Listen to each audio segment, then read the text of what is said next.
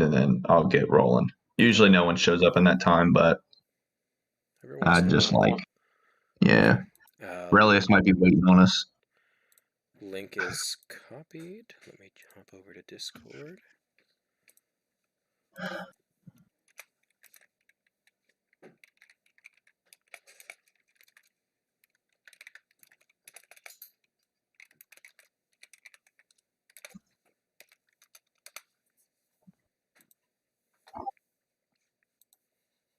Okay. All right, link is posted. We'll give it a few minutes. All right. Also, I guess if anyone posts a question, we'll just get it at the end. Yeah, that sounds good. Yeah.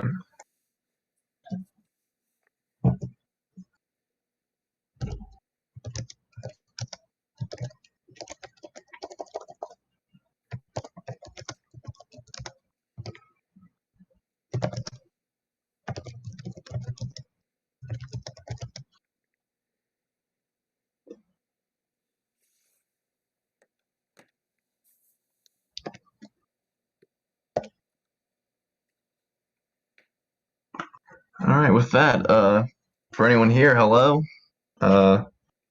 As always, it's me, Rock, followed with my co-host, MDA. What's up, everyone? And then we got a guest for this one. The leader of Begins, Glarmit's here. Go ahead and introduce yourself, bud. Yep. Hello, everyone. As Rock said, I'm the leader of Begins. Sweet. So, pretty much this podcast, we just wanted to we haven't really, past couple ones have been just like news related. And so we kind of wanted to get one where we went in depth on like a specific game mode.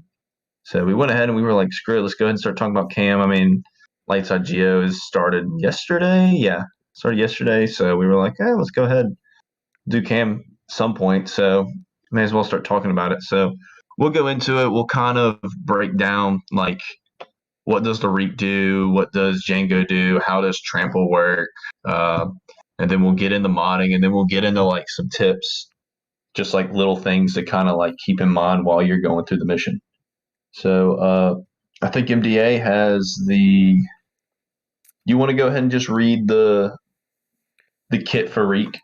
Yeah, so I'm going to pull up here.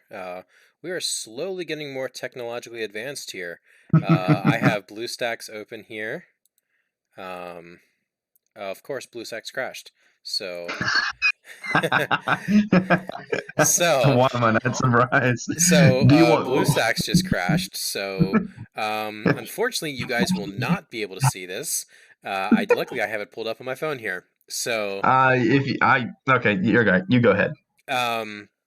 So for anyone who wants to get this information, this is if you go to the territory battle in the guild events, you click on it, it will be, there will be because BlueStacks kicked me out, I now have to get it on my phone. But anyways, you go into the territory battle, you go into it, there should be details, rewards, leaderboards. You're going to want to go to the details, and the Reek mission is going to be near the bottom of the details screen. So just go ahead and scroll all the way down. There's a lot of good stuff about all the stuff you're going up against. If you got the time, it might help you maybe get a few more waves, but we're just going to jump in with Reek. So, Reek's kit. On the basic, deal physical damage to target enemy and expose them for 2 turns. This attack inflicts trampled on all light side enemies. Trampled is going to be probably the most important thing to understand for the Reek mission. Trampled, what that status effect does is a debuff minus 50% max protection and minus 10% defense for each stack of trampled, max of 5 stacks. And while you have trampled, you can't counter, assist, gain bonus turn meter, or you can't gain bonus turns or gain bonus turn meter. And trampled on Django is minus 10% tenacity for each stack of trampled, again up to 5 stacks. The AoE, or the first special, is you inflict trampled and deal physical damage to all allies. This attack deals 10% more damage for each stack of trampled on all enemies prior to this attack. This attack can't be evaded or resisted. And the Reek's unique is at the start of each of its turns, the Reek gains 2% offense and critical chance stacking. Each time the Reek is damaged, it gains 1 speed stacking and 3% turn meter, which can't be prevented. At the end of each of its turns, the Reek gains 2% turn meter for each stack of trampled on all enemies. The Reek is immune to stun, stagger, turn meter reduction, max health reduction, marked, and death mark. And the Reek ignores taunt effects during its turn and takes reduced damage from percent health damage effects. So, that is kind of the boss, and we are here to help you beat it and get those KAM shards. So, yeah. I think the most important thing that you have to understand with Reek is two things. One, how trample really works, and two, his how he ramps up his damage as the event goes on. And like every time you damage him, he's gaining, let me see, each time he's damaged, he gains 1 speed and 3% turn meter. And so at the end of the battle, like every time you deal damage to him, that's 1 speed. And like you don't think about it. I mean, like I would say like average you attack him like, and that's like every time like you damage him with like Reek's AoE. I think even every time like Django damages him. So like the B2s I think also damage him. So like I mean I would say he gets like 40 to 50 speed if I had to guess, like rough estimate throughout a run. And at the end when it's just you and the Reek, that's like a lot. That's a lot of speed, and so he's just moving fast. You And gotta then you gotta think too. So he's getting speed and he's getting turn meter, yep, and that especially it's 3% turn meter. Those things they stack up after a while. yeah. Like there's times where at the end Reek will take a turn, and then he has so much speed and so much turn meter that he just takes another turn. He just goes twice, and it's not fun. But with trample, I think that's kind of the most important thing you need to really get out of him is the is how he gains turn meter from enemies. Like every stack is 2% turn meter at the end of his turn. So I mean, at most, I mean, hypothetically, if you have all 5 people still alive and they all have trample, that's 25 stacks of trample. That's 50% turn meter at most he can gain. But like usually it's like 20 or 30.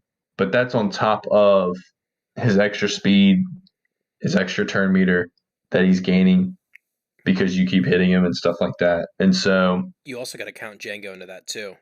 yep, If Django gets if he gets trampled, he's also going to be adding to that as well. yep, good point.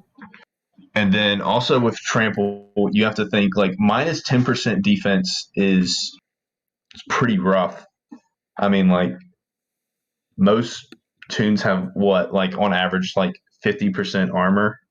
Like, I'd say what? 30 or 40%. Yeah. So, like, if it's 30 or 40, I mean, like 3 stacks of trample and you have no defense. You're getting basically hit for true damage.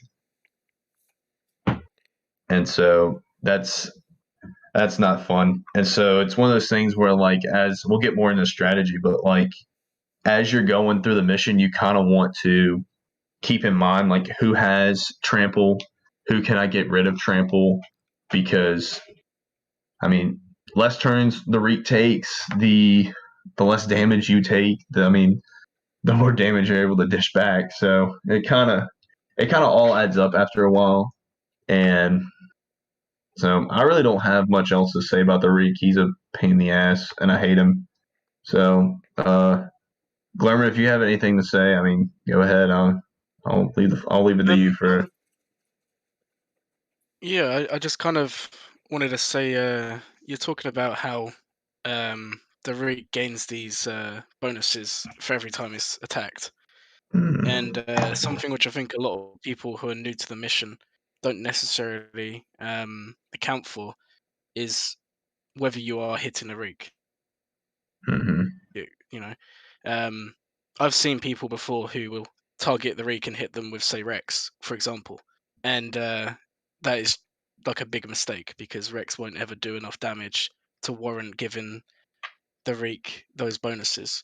Because a lot of people will talk about mods and how important they are, but also in a way turn order and the method you use. Like, do you target Django? Do you target the Reek? That's something that you have to learn I agree. very early on to be successful.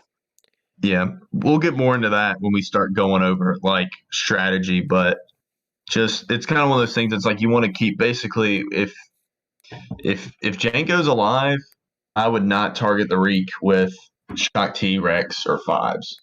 I also wouldn't target the Reek if I don't have sacrifice yet. It just doesn't seem worth it to deal damage to the Reek. I mean, I think the only person that you really can get away with dealing damage to the Reek without sacrifice is Arc, but I would only use his special. I wouldn't use his basic on the Reek. It does like at most like 10 to 11k on a basic, but his special will do closer to 40, I think, if I'm right. Probably closer to 20 if I'm being honest. So MDA, before you want we, to? yeah, I was just about to jump in here. Before we jump into mods, I think what I got here, this will go into how you mod the team. But one of the things with the Reek mission is that it really changes the how the Shock T team works. It really makes all the things that make the Shock T team so good. From how Shock T usually works is it relies a lot on turn meter gain, attacking at a turn, and damaging the clones, giving Shock T more turn meter. But the problem is, because you have trampled, so there's no turn meter gain unless you remove trampled, then you can gain turn meter. But obviously, the stand your ground has the cooldown, so that's part of the skill is learning when to manage that. But you're not able to rely on turn meter gain. You can't attack at a turn, which is huge for any clone team, featuring Echo, because Echo, obviously, that's his unique is he attacks at a turn all the time. So you're not going to get that. So part of how you mod is going to be based off, how you plan on beating the mission, because you have to take these things into account. And then the other thing is, the biggest thing is just understanding, like, hey, like, don't mod for protection, because you're going to lose all your protection and defense. Well, you're losing all this defense. So just keeping trampled in mind, I think we'll probably Yeah. bring this into modding right now, is keeping trampled and keeping these mechanics in mind, because I would say 80 to 90% of this mission is just as long as you hit the mod checks, you'll at least have a decent fighting chance, just because there is a lot that goes on in the mission. Especially, there's some RNG that'll happen that you could have the best mods in the world, and unfortunately you get a bad hands, and that's all she wrote. But yeah, when I know, Rock, you're big with the mods here on this, so why don't we jump into mods for this? All right, yeah. Shoot, why not? I'll go ahead and I'll start with Rex, just because he's kind of the easier of the group to mod. Really, all you're looking for him is you're looking for his speed and you're looking for his health. So usually, you could probably get Rex to like uh hang on, I'm sorry. I apologize. One sec. Y'all give me just a second. Something came up.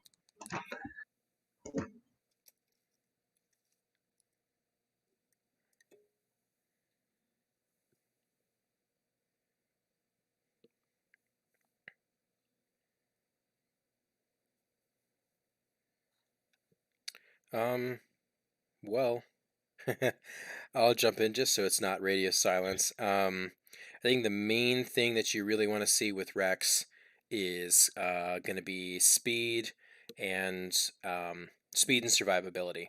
He's not going to deal enough damage to really warrant throwing any offense or crit damage on him. And the one thing that really kind of sucks is aerial advantage is not going to do as much damage as it normally does, because aerial advantage does percent health damage based off the amount of turns that clones take, and because the Reek it takes reduced damage from that. Maybe towards the end of the Reek mission you can get some decent damage from it, but that's not something you should really rely on. So basically, Rex is just there to cleanse the burning, the buff immunities, or just to put the tenacity up. Rex is basically there just to facilitate turns, and you just need him to be fast, and you need him to at least not at least be able to survive. That's pretty much what you're shooting for with Rex. Rock, you got anything to add with that? Uh, I was listening to what you said. Really, I think of Rex as like he's got two roles on the team. My bad. He has three roles, I guess he has to do. One is he's an extra cleanser. So, I mean, form up, expose are the two big ones that you have to look out for. So he's always there to cleanse that kind of stuff. Two, he's there as like you ideally want Rex to sacrifice because he's got kind of a lower. I think if I'm not looking at stats, but I would say generally, I think he's the lower of the three clones other than fives that has like in terms of health. And so him having lower health really helps to like sacrifice. And so that's his second kind of job or role on the team. And then his third is to use his aerial advantage on Django after you've killed him once. And so that's the three things you want out of Rex. Once he does those three things, it's honestly better for him to die at that point because he's just going to be feeding turn meter to the Reek. So I would say like minimum for speed you want to shoot for is like I would say like 315 is where you really want to shoot for. But shoot anything higher you can get, the higher the better. Like I mean, shoot for 330, 340, 350, stuff like that. He really needs to be fast. And then for his health, I would say you want the bare minimum. I would say you want health is about 60. And if you run a speed set and a health set, and then you have like a health primary circle and a health primary cross, you should be able to get it pretty easy. Usually you just need two health primaries. Like for me, I run like a tenacity as his cross. It's not going to help me any, but I'll explain why I run the tenacity because you don't want to have too much health. I would say like you want to be in that like 60 to 80 range. But the more health you give him, the harder it is going to be for him to sacrifice, and then the harder it's going to be for him to die at the end. So having him in kind of like this, like I would say like 65 to 70 is like the range you want him. But I mean, I say you want him. Ideally you would want to be like 75 to 65. Before we But jump into any more mods, let's just get yeah. the relic levels just Oh out the yes. gates, Yeah. just because, I would say for most missions, whatever is on the required is usually enough to at least get you into the. If you can attempt the mission, usually you can kind of strategize your way through, but let's just get like what are the ideal relic levels for the whole team? What are we looking at that we should be having? So I'm saying Rex is R5. No need to bring him to 7. It's kind of useless, I would say. For fives, I'm saying fives needs to be R7 just because he gets extra health, he gets extra damage. So R7 there. Ideally, this is like in an ideal world if you had everything you wanted. An R7 Shock T. There might even be a case made to bring her to R8, but I don't know. I don't know about that one because she just gets so much health boost from relics. So more health for Shock T, the better. Um, I'm okay with Echo at R5, but it's also the thing of you can get away with an R5 Echo, but you kind of want him R7 for that extra damage. Uh, same for Arc. Honestly, I think Arc needs to be R7 for the mission, but with good mods, you can get away with an R5. Shoot, with really good mods, you can go R5 across the board with everybody, but you really want to try to shoot for a lot of R7s on that lineup. And if you're someone that went for Lord Vader, that R8 Arc Trooper is really nice. There's one guy. hang on, let me think of his name in returns. Tarkus is his name. If I'm pronouncing that right. I hate pronouncing Discord names. He went Lord Vader route, and so he's got the R8 arc, and geez, that thing's just awesome. Yes, so I think he's got like 12K offense. Like it's unreal. So I guess if that gets the relic levels out the way. Yeah, Glermit, do you want to jump in with with the next? I'll let you pick the next character for modding. What are you? What's one of the things like? I guess we'll whatever character you want to pick next. Some modding benchmarks or in terms of strategy where you like to go. I was thinking of talking about Echo. Yeah, go right ahead. Because with Echo, a lot of people will use a crit damage set, but then there's also a fair amount of people that will choose an offense set. And I'm sure everyone will tell you which one's better. Like, there's quite a lot of arguments both ways, really. I have always run offense on my Echo. And just to give you like a number so you can understand how high you need to get it. My Echo is around about 8,500 physical, and special is 12,800. Which is quite a big boost from the mods.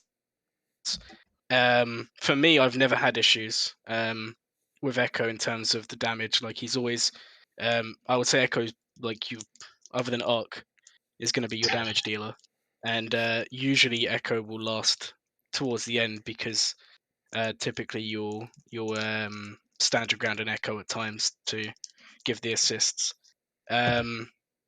However, like if you're tight on mods, because not everyone has two good offense sets, a crit damage set can work on Echo quite well. And I think Rock, didn't you say you use a crit damage set? Yeah, I run crit damage on Echo. Mainly the really, I'll be honest, two reasons why I run him. One, I don't have a very good second offense set, and I have this diamond that is like it's 4 speed, okay, but hear me out. It's like 4 speed, but it's like 4.98% offense, and then it's like 6% health, and then it has like flat health as well. And so it's like why would I like? It's just I don't know. There's just so much offense that I hate, not having it. It just feels like I'm losing out on a lot. So Yeah, So for that does anyone sound like in the audience who doesn't know, Echo's unique. So Echo does give plus 20% crit chance to all clones. So that's good there. And his other thing that is unique is whenever a clone scores a critical hit, Echo's next hit will be a critical hit. And normally you'll run into the issue of if everyone's doing their basics, Echo assist, he'll get his crits there. Whereas here, if you can, since if Echo has trampled, he's not assisting. If you get a critical hit with, let's say Arc Trooper, well, next, and Echo goes next, you can throw his grenade and get a massive critical hit, or use his basic and get a huge critical hit. So that's sometimes where the crit damage might come in handy, if you can get that timed out there. yeah. Real quick, does that 20% crit chance apply to Echo as well? I believe that does. I'm going to go double check his kit right here, but I believe that does apply to Echo as well. So look at Echo, and Clone Trooper and 501st allies have plus 20% critical chance. So yes, that does include Echo himself. Awesome. Okay. Huh. You learn something new every day. So I'm sorry, Glerman, I think I cut you off there. Yeah, you got anything else more to add with Echo there? The only other thing I would really add is don't neglect health mods, or just health in general, because the last thing you want is for Echo to die and just be taken out early on. I mean, most of the runs I see people do, you'll normally have Echo left over at the end, and that's kind of what you want to aim for. But that's kind of the same. It's not really individual to Echo, really, because all of them should have decent health. So yeah, that's kind of all I'd add there. Yeah, I'll add real quick, and I'll say that that you don't have to do a crit chance secondary. You can do a health secondary, a health set, not a secondary, but instead of a crit chance set, you can do a health set for Echo, and I find it works just as fine. But if you're running crit damage, then you should probably want to think about it, just because he needs the crits, and so if he doesn't have a crit chance, it's gonna kind of suck. But it is something to kind of keep in mind of. So Before we jump to the next clone, I know there is a between the different bots or the different KAM goals, there's some parts of the community that wants a faster Echo that takes more turns, or there's also a modding strategy for a slower Echo with higher offense. Do one of you guys want to jump in and kind of explain the rationale for those, or which ones you guys personally do? Glamour, I'll let you go ahead and go first, bud. I've always used a fast Echo. Just because the way I kind of think about it is, the more turns Echo takes, if Echo has really high offense, and that's kind of the thing really. You need good speed and good offense, or good speed and good crit damage if you're going to run a high speed Echo, because you want them to take a lot of turns. Which has never been a problem for me. But for people who don't have that second offense set that can get like plus 120 speed, you would use high offense but slower, so you're still getting that high offense. But I would say, or encourage people to go just high speed, whether that's crit damage or offense. I just think the more turns Echo gets, the more damage you do. So yeah. Yeah, I run the fast too, the fast Echo. I think mine's around it's not really fast. So I mean, like a typical fast Echo is like 240 plus. I think mine's at like 235. So like I guess you can consider him a fast Echo, but he's not that fast in terms of fast Echo. But same rationale. I want more hits on Reek, but I guess I may as well go ahead and speak for the people who run slow Echo. It's more or less the mentality of, well, if Reek's going to get all this turn meter from trample, he's going to get all this speed from me hitting him. At the end of the battle, I'm not going to be taking a lot of turns.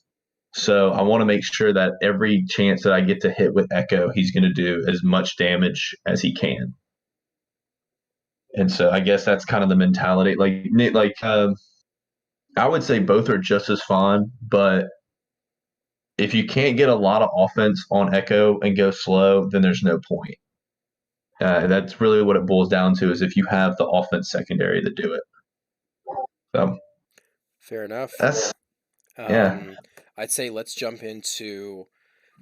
I would say fives is probably the next one, of where there's some more debate, or at least with strategy and modding. I think Shakti and Arc is pretty straightforward. So let's jump into to fives next. I'll go ahead and start. I think it's mostly just like a health set, but where a lot of people argue is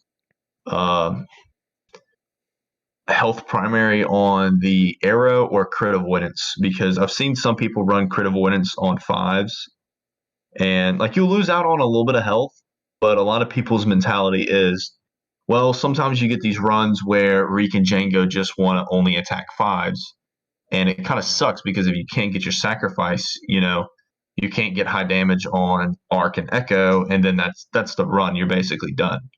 And so some people are like, well, I want to run crit avoidance so that way those two don't crit and kill fives.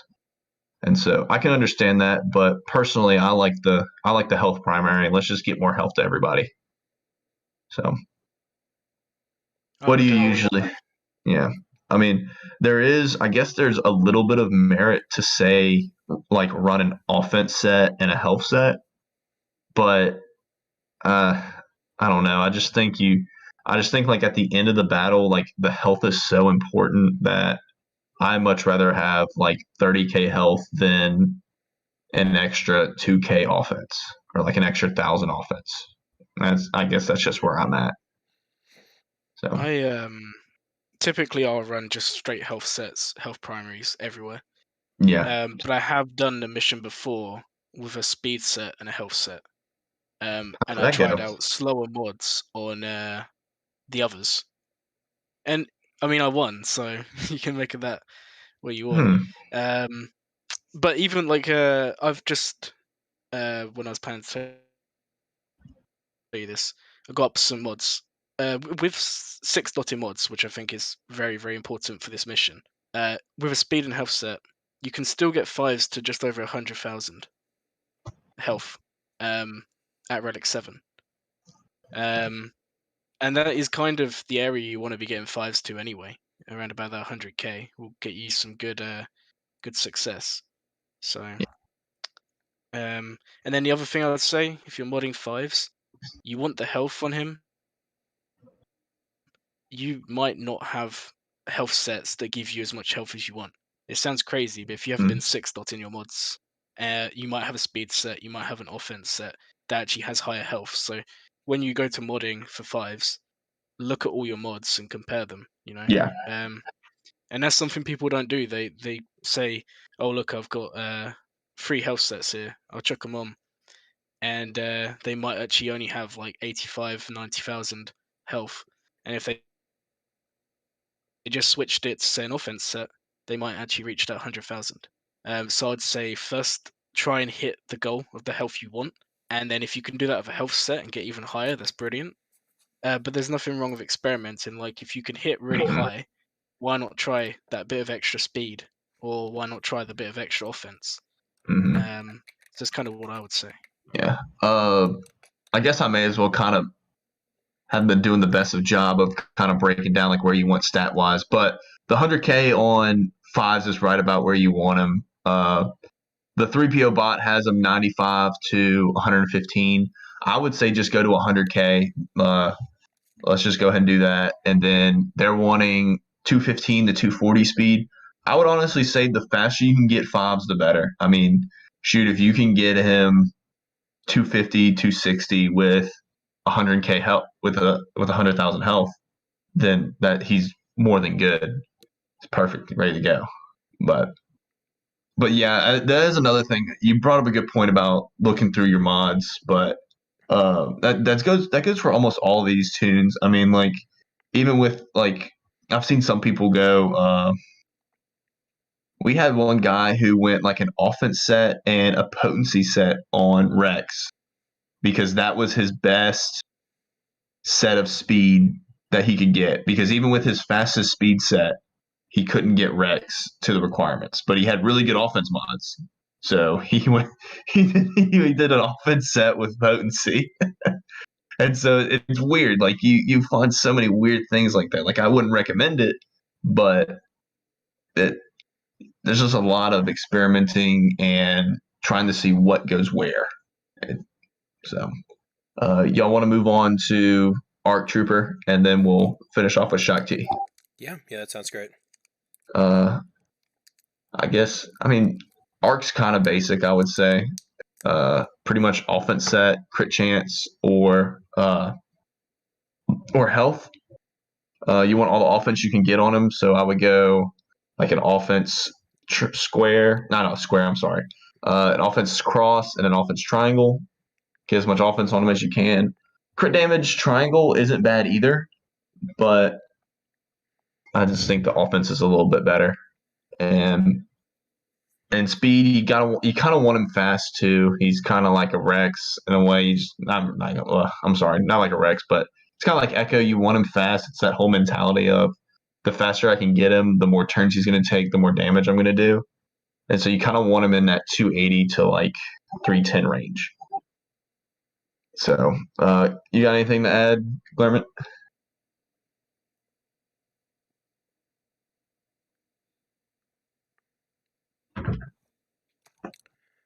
I guess we'll take that as a no. Uh, Hopefully we didn't lose Glermit. yeah, Let's oh my, uh let's jump to Shock T. I know because there is yeah, some thoughts about yeah. whether you go speed sets, health sets. What is your kind of general consensus with modding Shock T for the KAM mission? So Shock T's kind of like Rex in where there's only two stats you need to worry about, and that is your speed and your health. Two most important sets. Uh, Shock T's not going to get that boost from fives, and so while the other clones you can kind of skimp away with like a little bit of less health on them because they're going to get a huge boost from fives. But Shock T's not going to get that. So you have to make sure that she has a lot of health on her because, I mean, her health's kind of her first line of defense. She's also not a very armor heavy character, so she's very squishy, and so you just want more health to try to keep her alive. And so I always start like this. I always start speed set and health set. Let's see how fast we can get her. Let's see how much help we can get.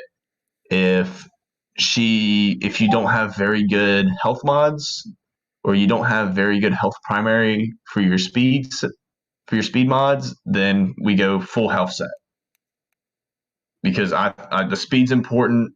I mean, not the speed's. I mean, yes, the speed is important, but I mean, she's got to stay alive. She really is the core piece to this team when it comes to Cam, especially because she has stand your ground. So, like, the more health you can get on her, the better. Uh, and then you just kind of work from there. Personally, I don't like doing a health primary for her arrow. I prefer crit avoidance, but it's what works for you. If you running a speed set with a health primary gets you a faster shock T than a full health set, then I'm fine with that.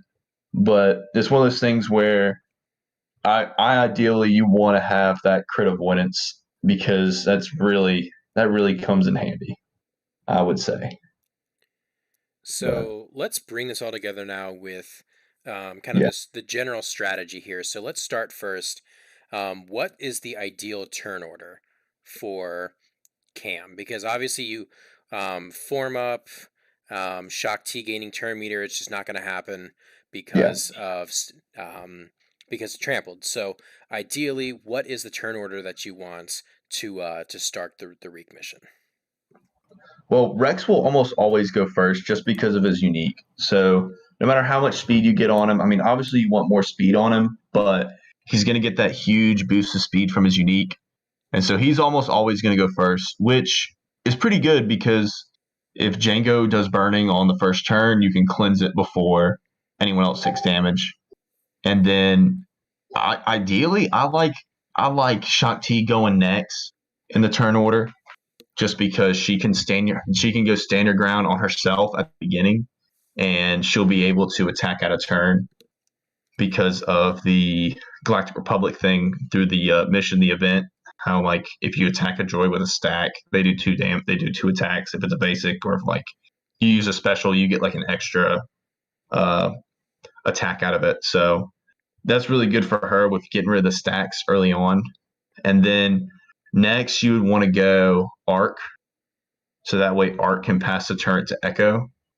And then fourth and fifth don't really matter as much. I mean, I guess I would say I would want fives to go before Echo, but it's one of those things where I mean it's not going to matter too much at the end because you should be able to work it out. But those first three, I would say that's kind of the turn order. You kind of want Rex, Shock T, and Arc, just because it just kind of works out that way.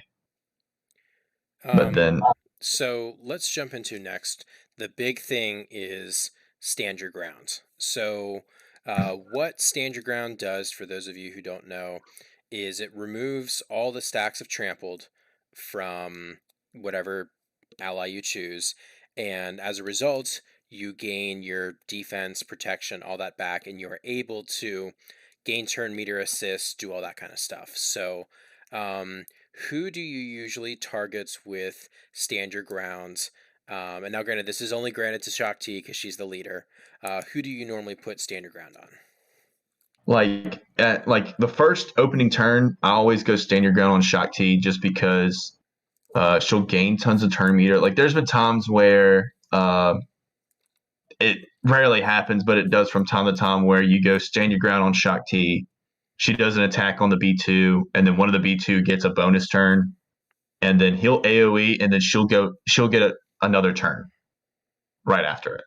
And so it's good to keep her off of stand your ground because I mean she does have very little defense, and any more defense you can get out of her, the better. So that helps. Uh, and it just helps her gain bonus turn meter, helps her out with all that kind of stuff. And so I like going with Shakti. And then the other one I like doing is Echo, but this is kind of it kind of gets very tricky when you talk about it now. But like as the mission goes on, I always try to get stand your ground off of Shakti as much as I can. But not every run's the same. And so there are some runs where I do stand your ground on Shakti at the opening turn, and then I can't get rid of her stacks anymore. Just stuff like that happens. But ideally, I usually keep it on Rex.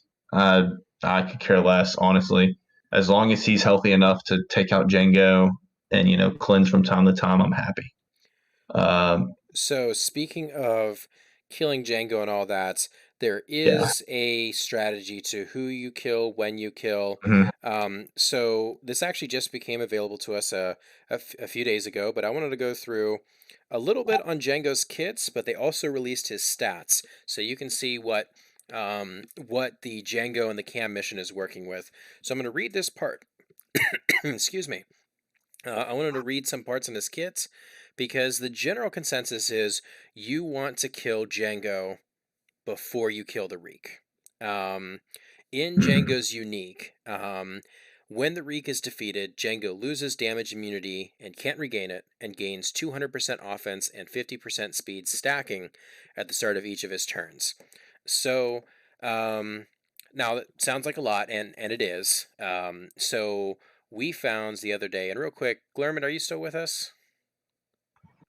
Yeah, I'm still here. Okay, good. We lost you for a second. If you go to the SWGOH events Discord, and it's in the general data mine, they data mines Django's stats here. So these are here. I'm going to read them off here. Django has 609 speed. Crazy potency and tenacity. I got 115, 135. He has 20,000 physical damage. And I can't remember if he does special damage off the top of my head or not. Actually, you know what? I have his kit pulled up so I can see here. He just does physical damage, so the special damage does not matter. So basically, he has 20,000 physical damage.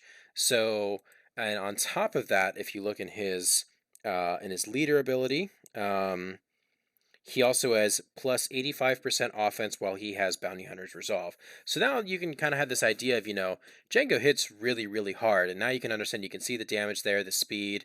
Let me hop back to the pod. So you can see Django's going to be hitting pretty hard. And so you want to kill the Reek, or you want to kill Django before you kill the Reek, because otherwise, if you kill the Reek before you kill Django, Django's just going to wipe out your whole team.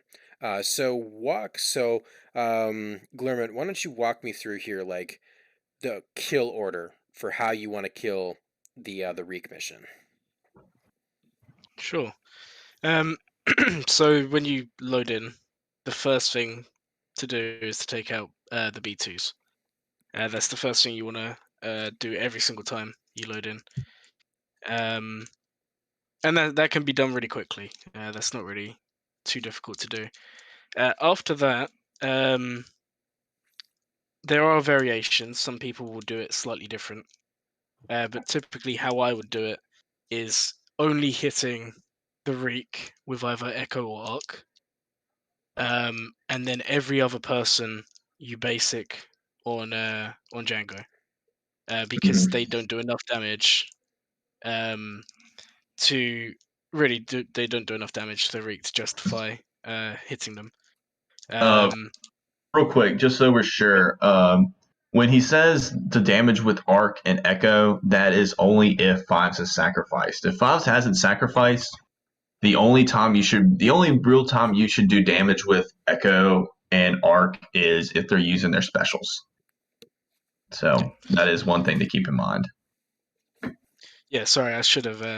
No, you're fine. Yeah. I just want to make sure we were all on the same page. I just didn't want to. No, that's fine. Now, when it comes to Django, I normally wouldn't kill him off at all until the Reek is like more or less all the protection's gone, because otherwise you get to the point where you can't manage the attacks. Because as I said, characters like Rex don't do too much damage, so they fuel the turn meter, they fuel the speed on the Reek. So if the Reek has loads of protection left, and characters like Rex are still taking lots of turns, it's just going to become too quick, and you can fail that way. So when the Reek's lost a lot of its protection, that's when you would start working on Django. And the important thing to remember is the stacks of trampled, because if you don't keep track of how many you've got, you won't be able to do damage to Django to begin with.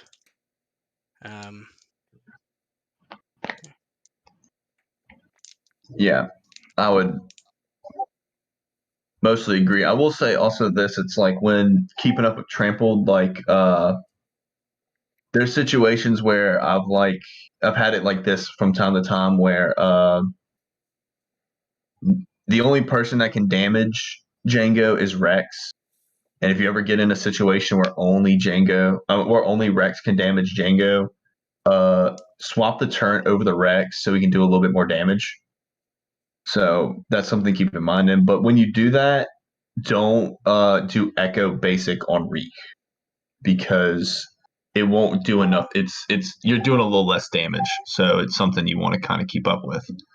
Also, if you don't have the turret as well on Echo, when you do your grenade, don't do the grenade on Reek because it his grenade kind of counts as like 2 hits. It's weird. It just gives a little bit of extra turn meter. So I would do the grenade on Django. But if you have the turret, do the grenade on Reek because that turret gives nice damage. So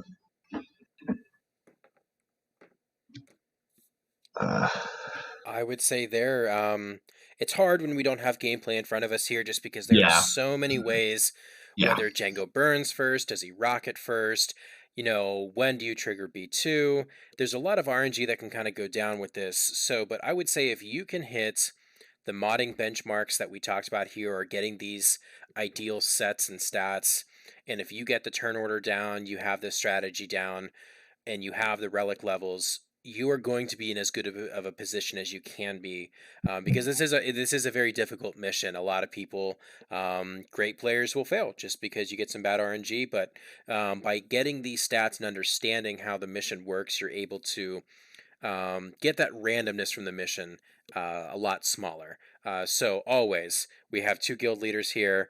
Always stream if you can. It's always best to have some other eyes on it.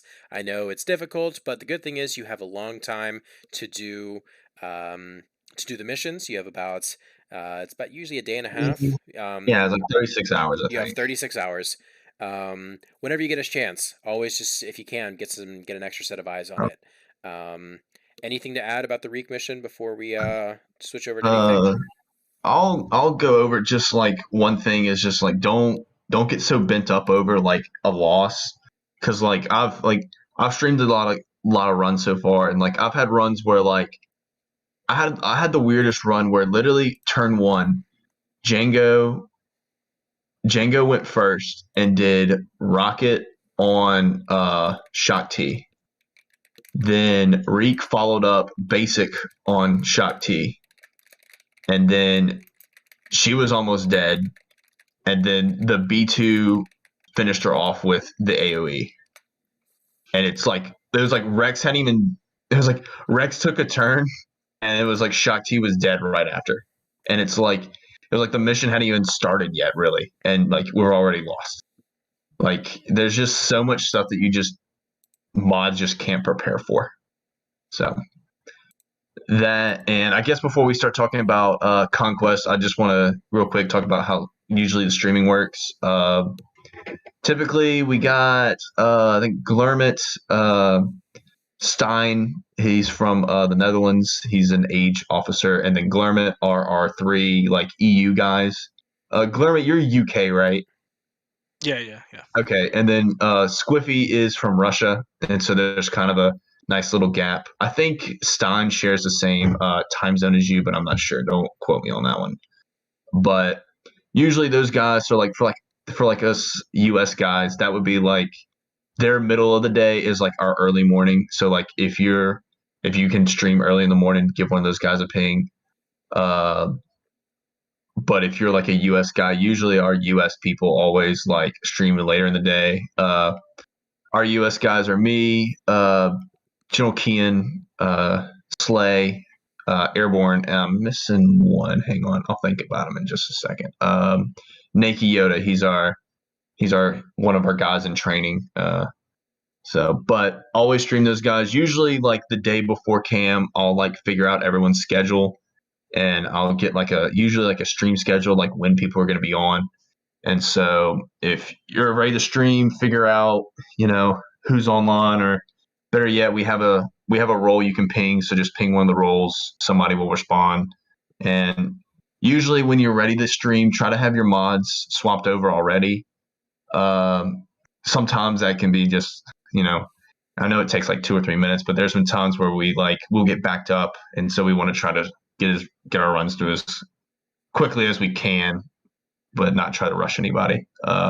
If you do need like a remod, because I would suggest like every 3 months of running through the event remod, because like I'm trying to think like last KAM I had gone and I was like, you know what, I'll remod, see where I can get better mods at, and I like bumped arc speed up by 10. I got fives and extra like 10k health. I bumped everybody up. And so, but if you need a remod, we're also going to try to do a remod soon. I would say I think this all next week. I think I'll give the guys a ping and basically say, hey guys, we'll basically stream for the whole week leading up till KAM. I think KAM will start like Thursday night at midnight, I think. Yes, that's Uh, right. yeah, I think third. So it'll be like Wednesday, and then they'll start at midnight of Thursday. So we'll stream. If anybody wants, a remod, or they want to help with mods, just ping one of us. We'll figure out a time to meet with you. Monday to Wednesday should be fun. But I think that's it I got for KAM. Glermy, MDA, you guys have anything you want to add? No, I think we covered it all. Yeah, I hope we got it all. It's kind of hard when we don't have gameplay look over, but a lot of it sounds confusing.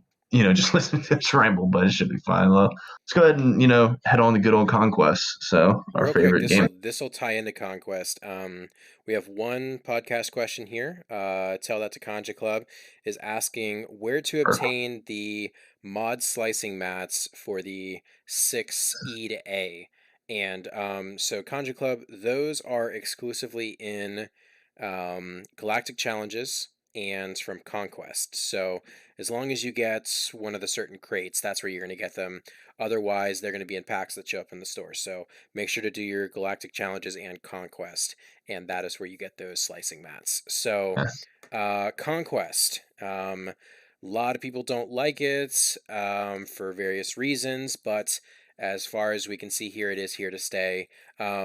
What Conquest levels are you guys in? So I'm hard mode.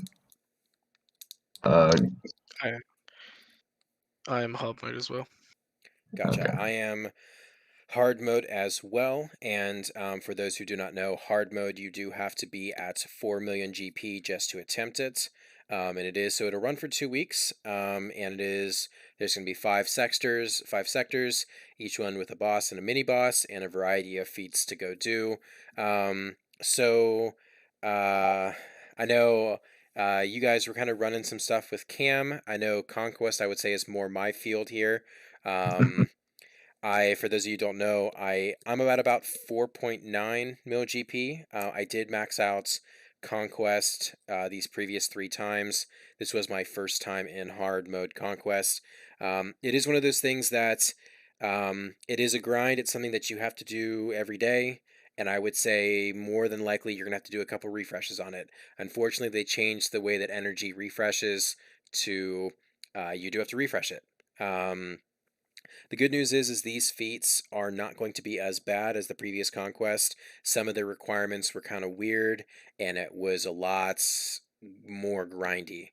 And it's just one of those things that wore on people.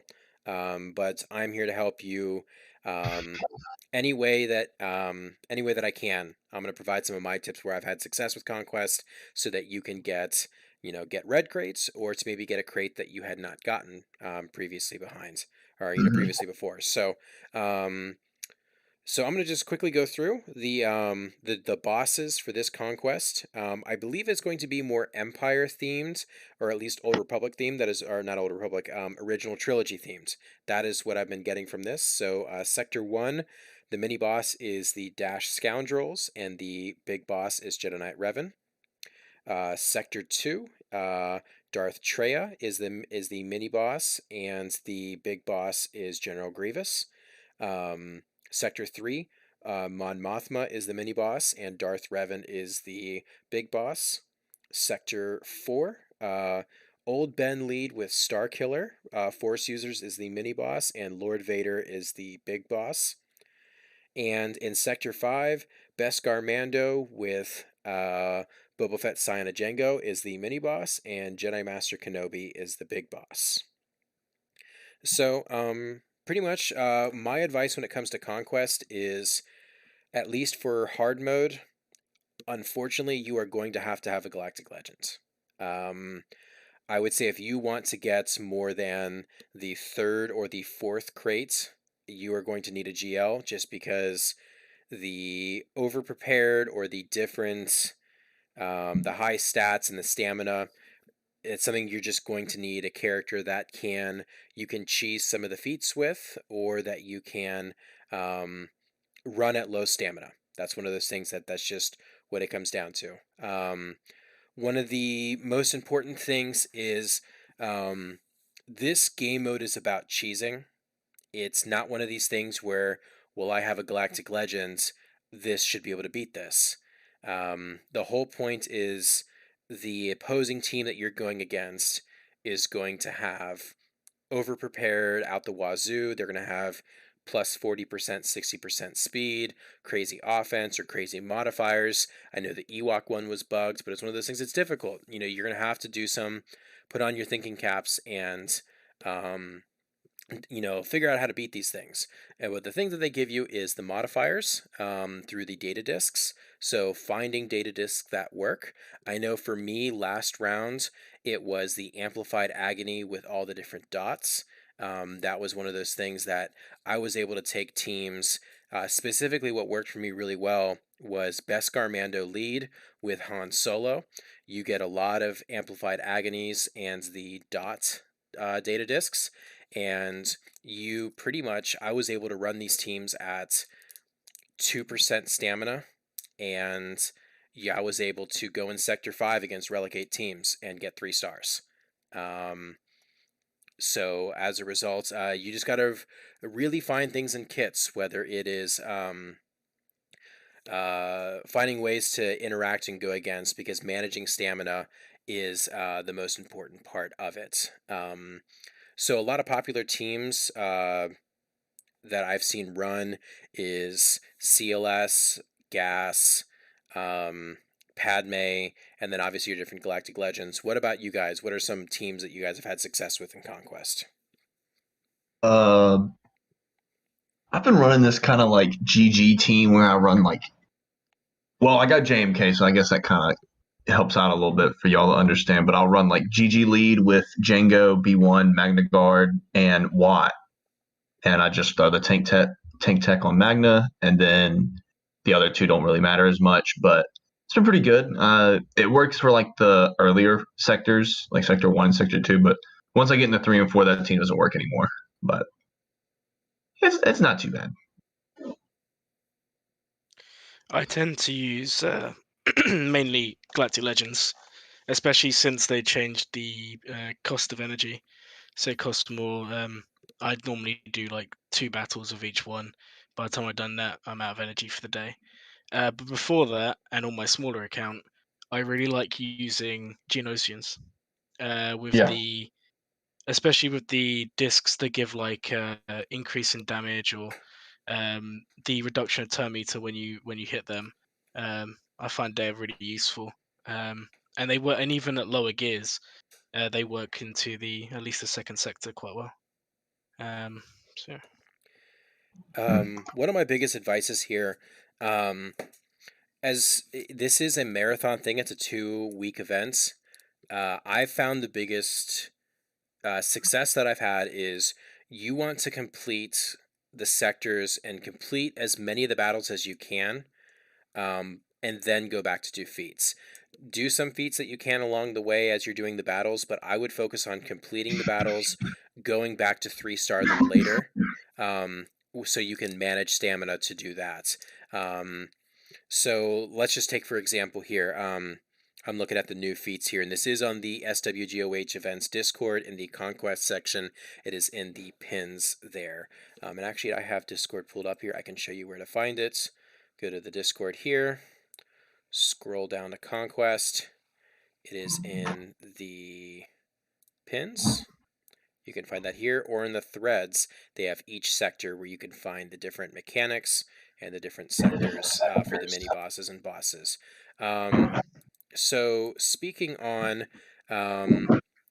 so I always go through, try to get to sector 5 and complete it all the way, or go to whatever sector that you can make it, then go back to do feats.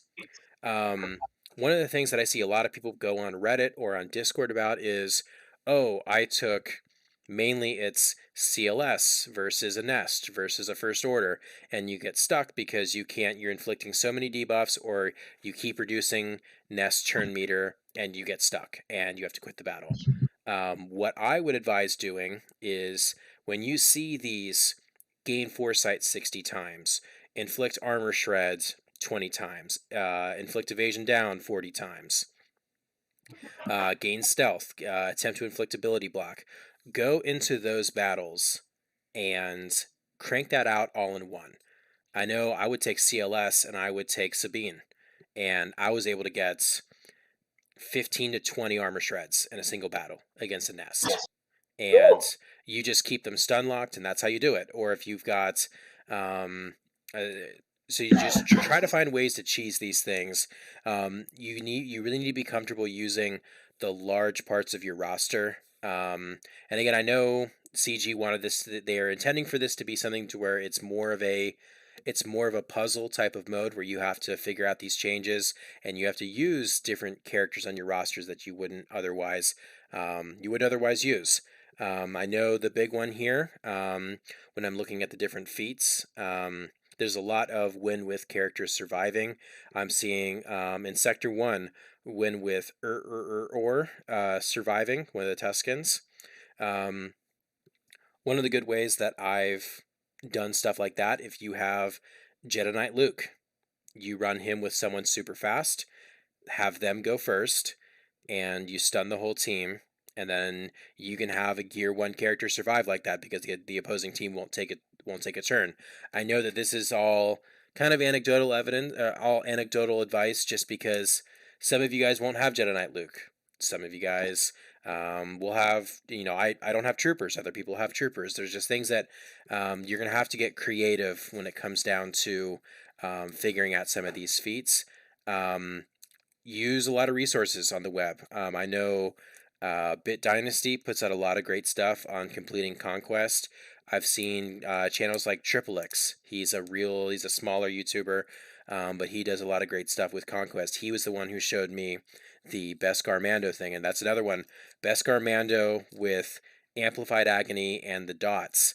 I don't know if those will be in this new Conquest, but the way that works is Beskar Mando lead, you gain 2% turn meter whenever an enemy takes damage.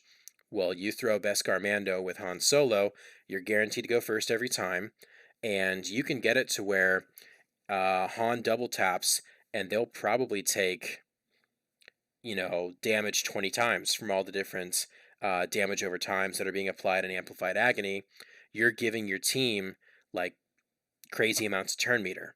So use that, and you can take that advantage to overcome the speed. The teams are random. Everyone's path is going to be different, but these are just some tools that you can use to do well in Conquest, because the rewards and the characters are really great, and especially for future characters that come out. I know like the impact that Maul and Cat have had, and that Boba Fett Sign of Django is going to have. We will see what the TIE Interceptor does, but it's one of those things that's better to have these characters than to not have them. So this is what I've got to help do Conquest. Do you guys have anything else for Conquest, or what you guys want to add? I'll say this: I don't really take Conquest as serious. I usually just like get the fourth box and then I call it. But for somebody that's like, I would just say just constantly battling every day, because like I find myself like some days I just don't fight. Like I'll forget to do some battles or anything like that. But I mean, the more you can do, the better. I'll also say like if you have a GL, one thing that's helped me is like plugging in different things, like with like like with JMK. Like I'll run like my best lineup for a while, and then I'll do two battles, and then I'll be like, all right, I'll sub out gas for like Mace Windu, and then I'm like, oh well, now about this person for Ahsoka, and then when like GK or like Cat will get low on stamina, I'm like, oh well, here's gas with 80% stamina left. Here's Ahsoka Tano with 80% stamina left, and so then I plug them back in, and so it kind of keeps me. I'm able to do a refresh with one team basically. Like I'm able to do my daily battles and then a refresh on top of it with just one team, and so that's worked out pretty well for me, I would say. But I will say I am stealing that Impus Nest one though. I'm definitely. I was writing that one down. That's a good one. And feel free, if you guys have any questions on Discord, feel free to reach out to me about what data disc should I get, what team should I take up against this, what's a good strategy for this. Conquest is, it definitely is something that's draining. A lot of people don't like it. I personally do, but I know it's not for everyone. So if you have any questions, please feel free to reach out to me. I agree. Glerm, you got anything, bud? All I've really got to say is just do Conquest to get the characters, because you never know if you're going to use them, and it's better to have them. That's really all I would say. I would agree. I would say, do we want to wrap up the stream there? I mean, we can go ahead and talk. Well, you know what? People don't know what Glerman's farming, so I mean, Glerman, you got to tell the people what you've been farming, bud. So I have just finished the Executor farm this week, and now I am finishing up Lord Vader, which I'm about 2 months away from finishing. But in between, I have done loads of smaller teams. I have taken lots of like lower relics to relic 5 for C-Pit. But yeah, that's kind of what I'm farming. I'm hoping to get Lord Vader really and see what they're like.